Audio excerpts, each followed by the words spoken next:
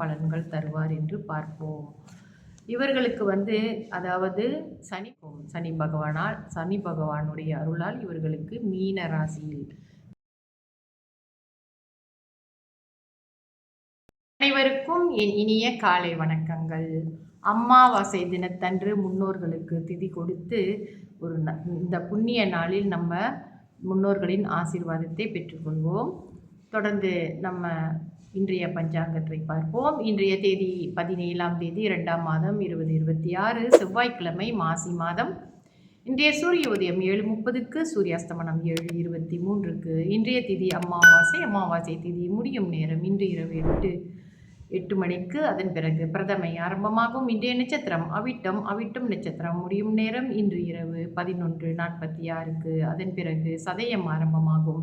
இன்றைய யோகம் சித்த யோகம், பிறகு மரண யோகமாக வருகிறது. நல்ல நேரம் காலை 9:28 10:28 வரை. அதன் பிறகு மாலை வேளையில் 5:54 7:23 வரை. ராகு கால நேரம் மாலை 4:25 5:54 வரை.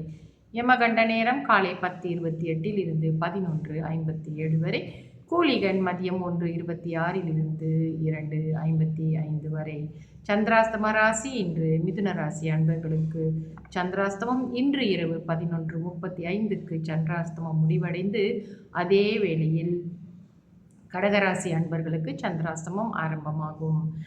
இன்றைய ராசி பலன் பார்ப்போம். மேஷ ராசிக்கு தடங்கள், ரிஷப ராசிக்கு ஆக்கம், மிதுன ராசிக்கு நன்மை, கடக ராசிக்கு வரவு, சிம்ம ராசிக்கு வசதி, கன்னி ராசிக்கு கழிப்பு, துலாம் ராசிக்கு லாபம், விருச்சிக ராசிக்கு வாழ்வு, தனுசு ராசிக்கு துயரம், மகர ராசிக்கு தெளிவு, கும்ப ராசிக்கு வெற்றி, மீன ராசிக்கு போற்றி. நம்ம தொடர்ந்து கிரகங்களில், அதாவது எந்த இடங்களிலே அமர்ந்திருந்தால் உங்களுடைய ஜாதக கட்டங்களிலே என்ன பலன், எந்த ராசியில் அமர்ந்திருந்தால் என்ன பலன்கள் என்பதை நாம் பார்த்து கொண்டு வருகிறோம். அந்த வகையிலே இன்று சனி பகவான் கும்பத்திலும் மகரத்திலும் இருந்தால் என்ன மாதிரியான பலன்கள் தருவார் என்று பார்ப்போம். இவர்களுக்கு அதாவது சனி பகவான் கும்ப ராசியிலோ அல்லது மகர ராசியிலோ இருக்க பிறந்தவர்களுக்கு ராஜதந்திரம், சூட்சம புத்தி, தன்னலம், குடும்ப நாட்டம், பெண்களால் லாபம், சந்தேக குணம், தத்துவ ஞானம், எதிரிகளால் முன்னேற்றம், பொறியியல், தொழில், தவம், தியானம், அவர்களுக்கு பின் யோகம், இந்த மாதிரியான பலன்கள் இவர்களுக்கு சனி பகவானால் கிடைக்கும். அதாவது மகர ராசியில் மற்றும் கும்பராசியில் சனி பகவான் இருக்க பிறந்தவர்கள், மகர ராசியிலும் கும்பராசியிலும் சனி பகவான் தன்னுடைய சொந்த வீடு, ஆட்சி பெற்ற வீடு.